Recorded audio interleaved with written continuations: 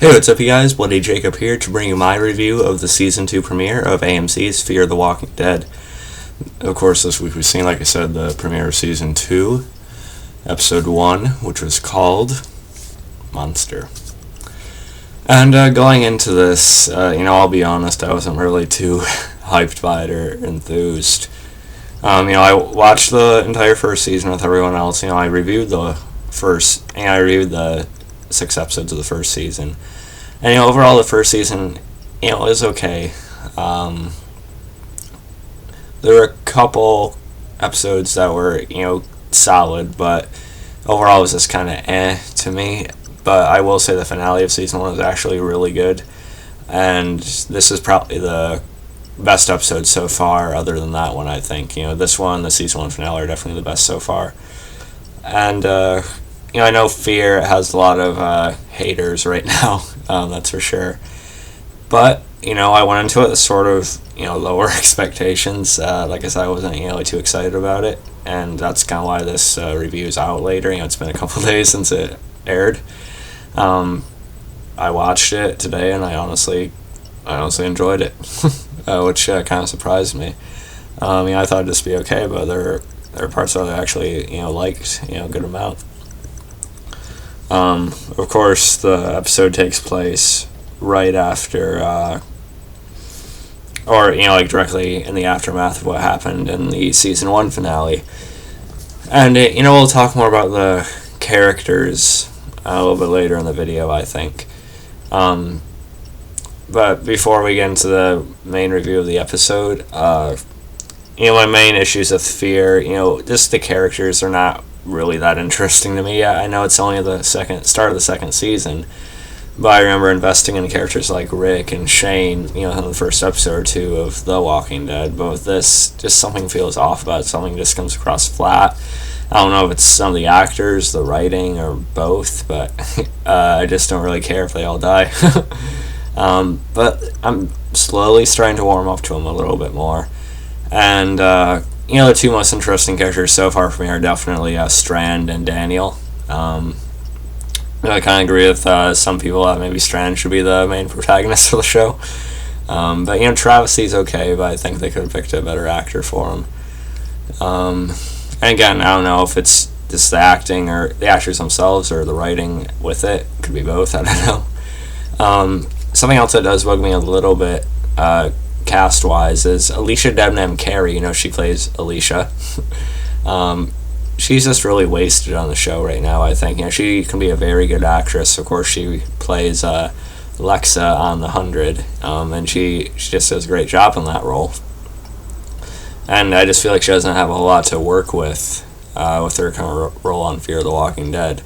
Of course, I'm happy that she's on a show like this. Obviously, it's a huge deal, branching off from, The Walking Dead, one of the most popular shows on TV today. But I just feel like they need to give her more to do with the character, they need to give her a chance to really, act out something, besides just the very basic, bare-bones thing that a lot of the characters have been doing. But we're okay, really. And my last criticism before we actually talk about the episode, just the way they went over, the breakdown of society, I feel like it happened too fast as well. And I realize we're only focusing on this, this couple family's eyes, their viewpoint and stuff. But at the same time, I wish we would have gotten to see more of what was actually going on in the cities and stuff. We did for one episode or so in season 1, I think. But I just feel like it went by too fast, and some of our characters kind of got used to the role of things a little bit too quickly. All this shit happens, and you see Madison with the same expression on her face. I don't know. Okay, anyway, that's it for the venting. This episode, like I said, I actually enjoyed it. Like I said, it takes place directly in the aftermath of the season 1 finale. Of course, our group's trying to get onto the boat. Abigail, that Strand, had led them to from his beach house, basically. I will say I really like the opening, this sequence of our characters fending off zombies on the beach. I thought it was really cool.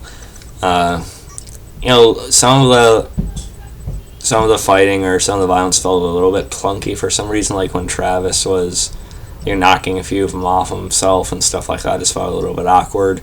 And it felt like he probably should have just been bitten a few times there. Especially when there's, all freshly turned walkers at this point, I don't know. But I did really like the lighting to it, with the flames and the city being bombed, basically, and stuff like that. I thought it looked really nice. Some really good shots there, I thought, when they were going away on the boat. And then we get a big moral dilemma in this episode. Moral dilemma in this episode with, these people being stranded on a lifeboat. Strand. Being stranded on a lifeboat, and them basically just not stopping for him, and Travis and Madison are quite divided on this issue.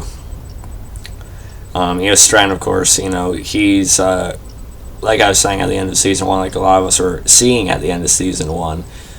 Strand, he seems to kind of be a little bit more aware of what's going on than the others do. I'm not sure if he knows something about why this is happening, or he had more of a heads up about it somehow, or if he's just the type of person that's more easily adapting to the world around him. But of course he don't want to stop for these people because he's very paranoid. He's not trusting, and we see with what it turns into on The Walking Dead, obviously there's very, very few people you can actually trust in these types of situations in this world. It could kind of apply to real life too, but at the same time, I think people also kind of criticize the actions of the characters so far a little bit too much as well. Because we've seen now 6 seasons of The Walking Dead, so we all know, we're a little bit more used to and familiar with what we have to do and how people are going to act on these shows. But with them, it's all new to them, and it would be kind of weird if all of them were just like Strand right away. There has to be something that changes them too. It just can't be a flip of the switch. But like I said, the people are stranded on a lifeboat. Of course, people like Alicia want to go there and help them. Like I said, Travis and Madison are divided on it. Travis, he actually thinks they should leave them behind, because they don't have very many supplies for themselves, let alone to, help. How many was it? 20 to 30 people or something like that. So I got Travis's logic there, but Madison looked like she actually wanted to help. I feel like, though, it should have been reversed a little bit, because it seems like Madison had more of that mindset at the end of season 1 compared to Travis, who was still trying to find or do the right thing no matter what. So I feel like it was a little bit weird, they just kind of switched like that. But maybe it's good that Travis is starting to see things a little bit more logically like that for the world they're in now. But I don't know. But it's still kind of interesting, and still kind of left you thinking when you just see them sailing further and further away from the people on there. But it does make sense, like Travis was saying, Strand tried to kind of explain, they don't know those people, don't know how they'd act, and like Travis talked about with the supplies and stuff, maybe one of them was infected as well, and that could put them all at risk. Let's see. Daniel and Chris, they had this fishing scene, and if like I said, I'm starting to warm up to some of these characters a little bit more. I don't say I really care about any of them yet, but I'm starting to get a little bit more used to them and more optimistic about them. But if I had to pick a weakest character, it'd definitely be Chris. He's just coming across really frustrating and annoying. I get where he's at right now. I get why he was affected by, of course, Liza's death at the end of season 1. But at the same time, he's just irritating. I don't know what it is. But I did like the fishing scene between him and Daniel here. They kind of both talk about, those they've lost, and they sort of bond over that, and Travis sort of sees them doing that, and Travis is maybe a little bit, worried about them getting closer like that. I don't know. And Chris is also, like I said, mourning Liza on this episode, and, again, I get it with his mother, but, then at the same time, he's, stroking his mother, his corpse of his mother's head and stuff like that, which I thought came across a little bit awkward too. I mean, I get it, but at the same time, it's okay. Whoa.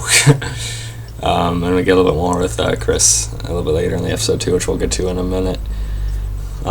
We also had Alicia on the radio. She gets in contact with a guy named Jack apparently.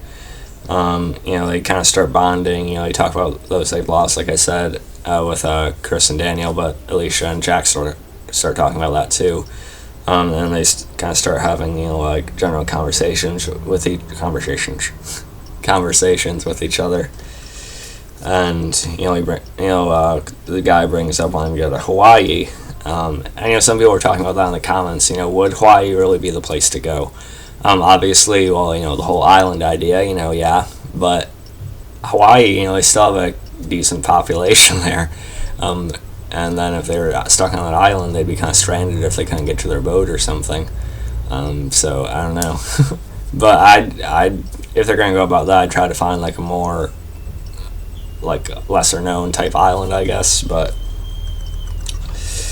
and then one of the better scenes in the episode, and also we mentioned Daniel. Daniel is also suspicious of Strand.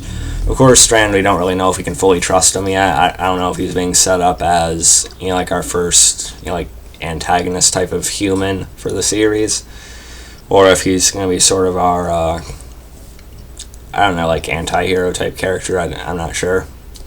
I just hope he doesn't turn into a straight up villain, though. I think that'd be a little bit too generic. I don't know. Like I said, one of the better scenes in the episode was the funeral that they held for Liza. They had her body on the deck and stuff, and Travis said some words about her, how strong and fierce she was, and how what she loved most was her son. The best thing they ever did in their lives together was having their son Chris together. And Chris looks like he's finally walking over, and he just shoves Liza's body into the water off the table.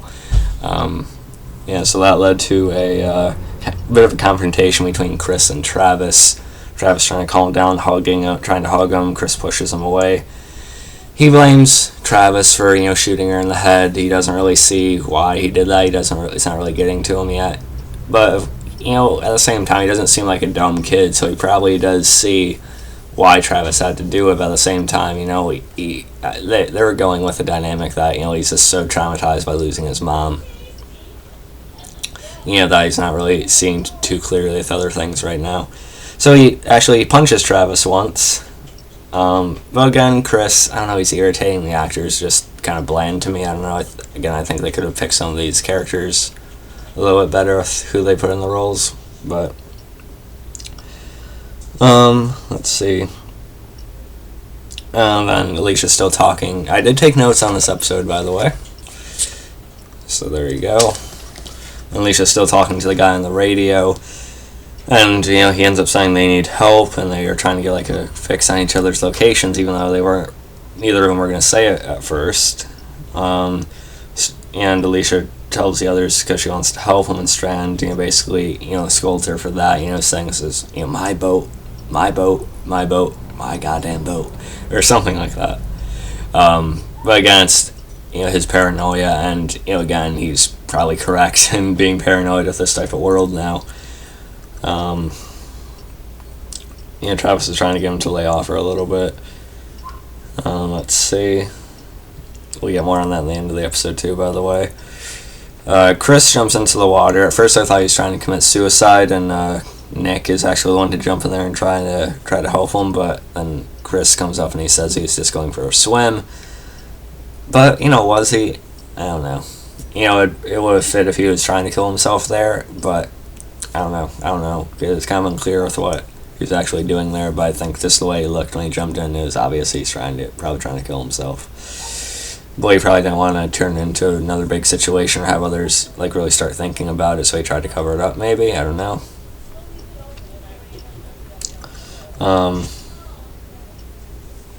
And just as that happens, we come across this shipwreck in the water. It just all of a sudden appears out of the fog, I guess. No one else seen it until then. And we see people are dead. We see holes through the boat, here and there and stuff, I think. And it looks like someone had attacked the ship. And then we see floaters. We see a floating walker in the water. And we realize that people are killed on that. They're turned into walkers now, and they're just kind of moving along in the water. It says they're kind of slowly moving their arms. They're not really swimming, but they can kind of sort of maneuver themselves in the water, I guess. I'm calling them floaters. That's kind of the name I heard that kind of best applies to it now. And the one was kind of reaching for Nick, and him and Travis were able to get out of there. And And then Strand ends up seeing on his radar there's actually a boat heading towards him, and just before we see that, Jack apparently tells Alicia he'll see her soon. So is Jack a part of this crew that apparently took out this other boat, or is it a separate thing? It seems like too much of a coincidence not to be the same thing, so I don't know, we'll see. And so overall, I actually really did like this episode. I liked, like I said, the opening scene with the beach and stuff. I like the funeral scene. I like the Daniel stuff, the Strand stuff. And, the Walker stuff is fine for what it was, I guess. And, a lot of people were criticizing the Alicia character in this episode, too, for just being dumb with the whole radio thing, like telling the guy too much and stuff. She wasn't overly forthcoming with information, And I seen a comment on IGN that someone actually defended her kind of well, saying that she basically had this perfect set life, she had all these plans, and now it's just all of a sudden, boom, it's all gone, it's the city's in chaos, and, so really I think people need to sort of cut these characters a little bit of slack, perhaps, with their decision making, because really, most of us probably would not be any better right away, because if we just start off like this, we probably wouldn't be thinking like Strand or Daniel necessarily right away, or if we did, we wouldn't necessarily act on it right away either. So really, I think people need to stop bashing Alicia a little bit. Certain other characters too, they're still changing, they're still getting used to the world as well.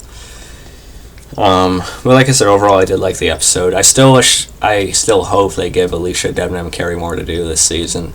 I'm hoping that her character has like some kind of breakthrough moment where she really becomes, something major on the show. I think there's potential for that, and the actress definitely could pull it off. I just hope they actually pull the trigger. Excuse me. But yeah, overall, I actually did like it. I enjoyed it more than I was expecting. And I'm looking forward to, I think it's like the 3rd or 4th episode this season that's supposed to show us who survived the whole Flight 462 thing we've been seeing. I hope it's the Asian girl.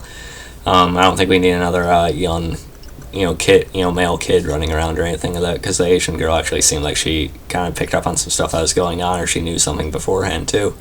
So I think she'd be more interesting than another Chris going around or something. But yeah, let me know what you guys thought. I'm hoping for some more optimism about this, and people are saying, it's going to fail, it's going down, but really the ratings weren't too bad. Yes, the ratings for the premiere were slightly lower than the finale, but still really not too bad. Of course, the pilot of season 1 started off at about 10 million, that went to 8 million, then 7 million, and it was dropping a little bit like that, but then for the rest of the season, the last 3 episodes, it maintained within the mid to high 6 million range, and this episode started a little over the mid 6 million range, so it's not really falling too bad yet. It's just not the massive rating success on The Walking Dead usually is. But yeah, like I said, I enjoyed it more than I thought, and I'll probably be reviewing next week's episode. I am off next Sunday, so I'll probably be able to get the review out a little bit sooner, especially now that I'm actually kind of looking forward to it. But yeah, let me know what you guys thought. You can follow me on Facebook, Twitter, and look for InSwallowed.com. Catch you guys next time, and peace.